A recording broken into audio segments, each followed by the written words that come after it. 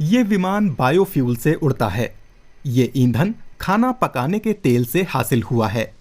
उत्सर्जन परीक्षणों के दौरान वैज्ञानिकों ने पाया कि ये जलवायु के लिए दोहरी जीत है। आइए जानते हैं कैसे। यह है मैड्रिड का एक गैस स्टेशन।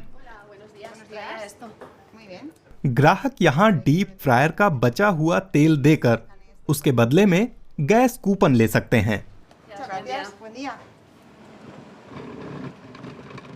एक बेकार चीज कंपनी के लिए कीमती कच्चा माल है।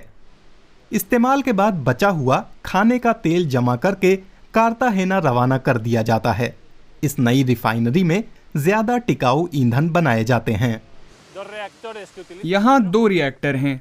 ये खाना बनाने के बाद जो तेल बच जाता है उस तेल की सामग्रियों को ऐसे तत्वों में बदल देता है जो हमें पेट्रोलियम आधारित ईंधनों में मिलते हैं। तैयार उत्पाद रासायनिक तौर पर हूबहू वैसा ही होता है।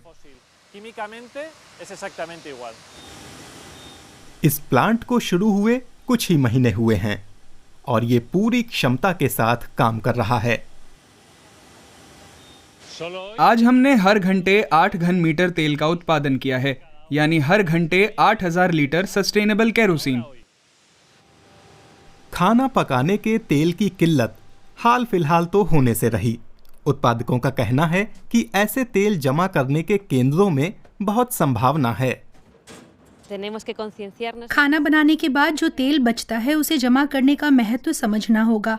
आज केवल 5% कुकिंग ऑयल ही जमा होता है, जबकि इसे दूसरा जीवन दिया जा सकता है, अक्षय ईंधन के रूप में।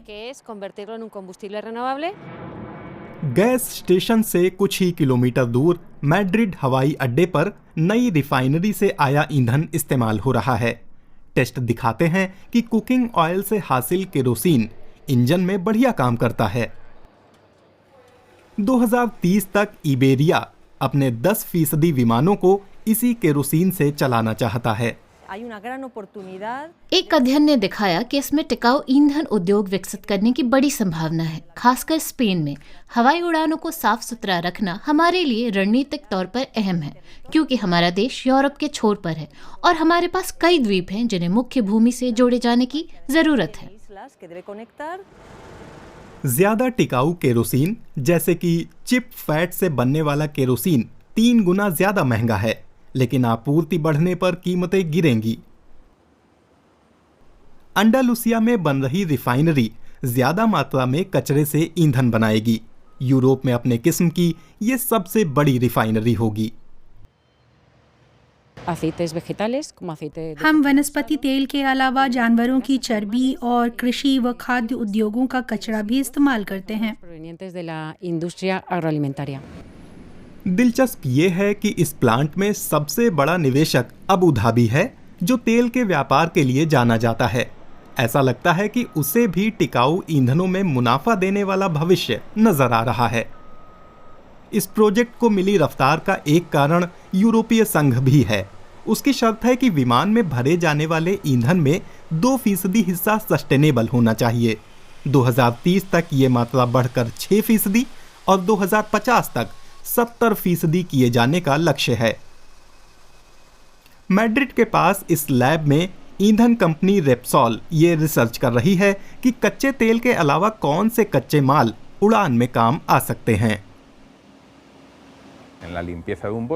मसलन अगर पेड़ों को काटना पड़े तो जमीन पर जो चीजें बच जाती हैं उसका इस्तेमाल कर उसे अक्षय ईंधन में बदला जा सकता है। हालांकि तलने के लिए इस्तेमाल होने वाला तेल जांचा परखा हुआ होता है। चूरोस तलने के बाद बेकार बचा तेल रिसाइकलिंग प्लांट में काम आ ही रहा है। जर्मन एरोस्पेस सेंटर ने इस ईंधन के पर्यावरण पर पड़ने वाले असर पर रिसर्च किया है। एक रिसर्च एयरक्राफ्ट का इस्तेमाल करके विशेषज्ञों ने ज्यादा बड़े और व्यावसायिक विमानों से निकलने वाले धुएं की जांच की। रिसर्च एयरक्राफ्ट में पारंपरिक ईंधन भरा गया, वहीं व्यावसायिक विमान में बचे खुचे खाद्य तेल से तैयार नया वैकल्पिक ईंधन डाला गया। mit unseren Flugzeugmessern हम दिखा पाए कि टिकाऊ ईंधन हवा में सूट पार्टिकलों के उत्सर्जन में कमी लाता है।